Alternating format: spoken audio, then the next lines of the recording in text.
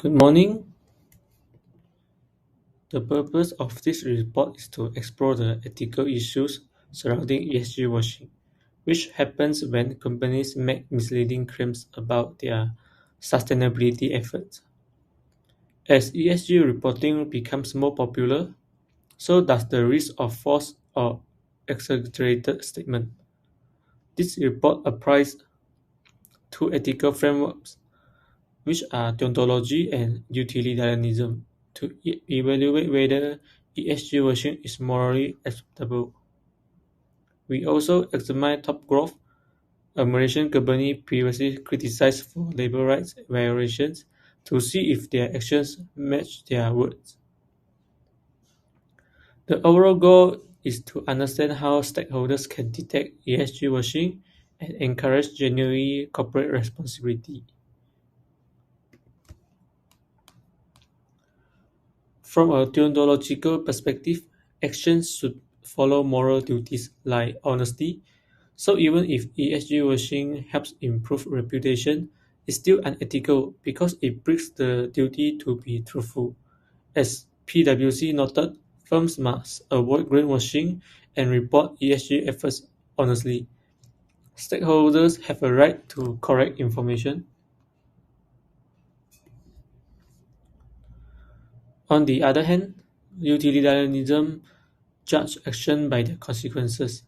ESG washing may bring short-term benefits like investor interest, but long-term damage, like legal trouble and loss of trust, is worse. Deloitte highlight that non-compliance risks legal sanctions and reputational loss, so the harm outweigh the benefits, making it unethical. Let's begin with content. Analyze one of the most widely used techniques to detect ESG washing. This method involves systematically reviewing a company's ESG reports and checking whether their claims are consistent, specific, and complete. According to Bureau, when companies make weak or overly positive claims without data or third-party verification, this may be a sign of ESG washing. By coding the language in the report, we can identify whether a company is making substantive disclosure based on real performance or symbolic ones just to look good. The second method is textual sentiment and linguistic analysis, which uses computational tools like natural language processing and machine learning. This technique focuses on detecting language that is too positive or emotional, which might hurt poor ESG performance. Studies have shown that companies involved in ESG washing often avoid negative language and instead overuse future tense and passive voice, giving a false sense of improvement. For example, they may say emotions will be reduced rather than giving real data. This method becomes more powerful when combined with third-party verification or ESG ratings from external agencies, improving transparency and investor confidence. First, ESG washing can lead to big fines and higher cost to borrow money. For example, DWS Group say they use ESG methods in their investment, but in 2023 and 2025, the US and German government found out it was not true. The company had to pay more than 40 million euros because of this. People stopped trusting them and it became harder to them to get money from investors and banks. Second, ESG washing can hurt a company reputation. Investors make their money out and companies can lose important clients. For example, in 2024, Vanguard in Australia was fined 12.9 million because one of its ethical funds still invested in fossil fuels. Many investors leave. Another company, Active Super, was fined 10.5 million in 2025 for giving false ESG information. It also lost many clients. In short, ESG washing can lose a lot of money and damage a company future. Shareholder and stakeholder activism plays a big role in holding firms accountable. For example, Top Growth was accused of forced labor. After the US banned its product, pressure from regulators and investors led the company to promise better labor practice.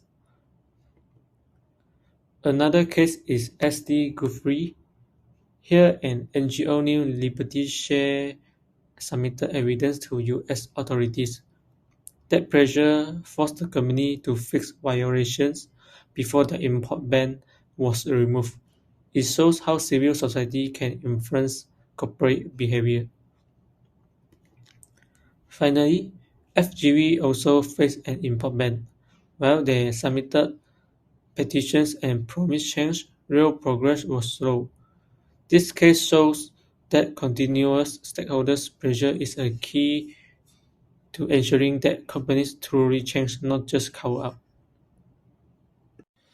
Top goal 2021 Human Rights Disclosure and Progress and Reforms, Background and Past Issues 2018 from 2018 to 2021, serious labor rights violations such as forced labor, passport classification, and debit bondage.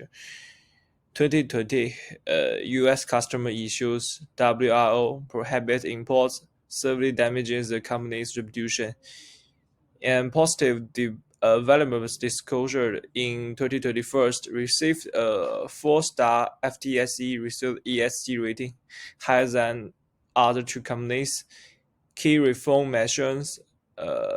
First one is repayment of foreign employee recruitment fees, and second is stop passport classification, and third is establishment of a more transparent, compliant mechanism, and and the last one is a commitment to comply with ILO conventions and UN human rights guidelines.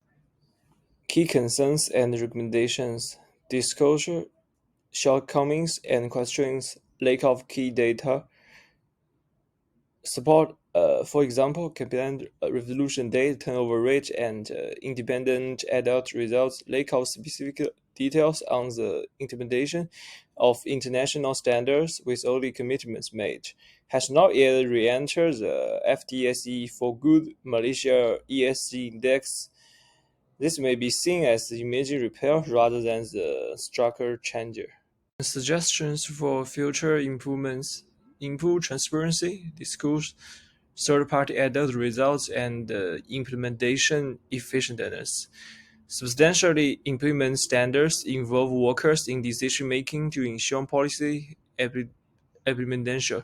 Increase independent supervisions, accept regular inspections by external professional institutions. Stressing long-term commitment, shift from crisis response to system change. Good day, everyone. Today I will be sharing how Top Glove Corporation Berhad responded to labor-related controversies through corporate governance reform. Top Glove, the world's largest manufacturer, faced serious allegations in 2020 involving forced labor, debt bondage, and passport retention. This issue led to a without release order, which is WRO, by the US authorities and the company being removed from the FTSE Bursa Malaysia in 2021. To rebuild trust, Top Glove has taken several steps. First, it refunded over 136 million in recruitment fees to migrant workers to tackle debt bondage. It also formed a sustainability and governance committee to oversee ethical labor practice and ESG reporting. Additionally, it strengthened its human rights policy by aligning with International Labour Organization, which is ILO standard ensuring worker freedom of movement and passport control.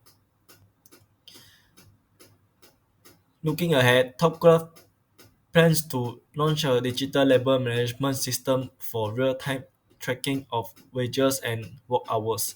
It is also enhancing its whistleblower policy, allowing workers to report issues confidentially in multiple languages. Lastly, the company is improving worker housings, including a major investment of 95 million in the dormitory that accommodate 2,700 workers. This reform reflects Topgolf's commitment to better governance and fair treatment of its workforce. Thank you. For the conclusion part, Top Growth has taken some creative actions to address its past ESG issues, including the reimbursement of recruitment fees and improvements in workers' welfare. However, without transparent reporting and independent third-party audits, stakeholders may perceive these efforts as superficial or short-term fix. ESG washing remains a major ethical concern, and both deontological and utilitarian viewing support these misleading ESG claims are unethical. To restore and maintain trust, the company must demonstrate genuine long-term commitment to response practice beyond surface level promise.